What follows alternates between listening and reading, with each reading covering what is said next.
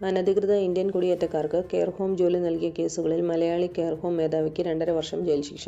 19,000 pound ഈടാക്കി അനധികൃത Indian കുടിയേറ്റക്കാർക്ക് care home ജോലി തരപ്പെടുത്തി നൽകിയ കേസുകളിലാണ് മലയാളി കെയർ ഹോം മേധാവി ബിനോയ് തോമസ് 50-ന് ശിക്ഷ വിധിച്ചതെന്ന് പ്രാദേശിക മാധ്യമങ്ങൾ റിപ്പോർട്ട് ചെയ്തു.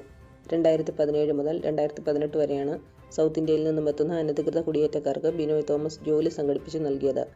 എ ക്ലാസ് കെയർ റിക്രൂട്ട്മെന്റ് എന്ന കമ്പനി വഴി കെയർ അസിസ്റ്റന്റുമാരെയാണ് അനധികൃത കുടിയേറ്റക്കാരെ ജോലിക്കെടുത്തിരുന്നത്. കടൽ മാർഗം UK-യിലെത്തുന്ന ഇന്ത്യൻ പൗരന്മാർ ബെക്സ്ഹില്ലിലെ തോമസിന്റെ വീട്ടിലെത്തുകയും ഇയാൾ ജോലി ശരിയാക്കി കൊടുക്കുകയുമാണ് ചെയ്തിരുന്നതെന്ന് ലൂയിസ് ക്രൗൺ കോടതി വിചാരണയിൽ വ്യക്തമാക്കി. ഇത്തരം 13 കേസുകളിലാണ് കോടതി ബിനോയെ കുറ്റക്കാരനായി കണ്ടെത്തിയത്. UK-യിലെത്താനോ ജോലി ചെയ്യാനോ അവകാശമില്ലാത്ത ആളുകൾക്ക് ജോലി തരപ്പെടുത്തിയെന്നാണ് കണ്ടെത്തൽ.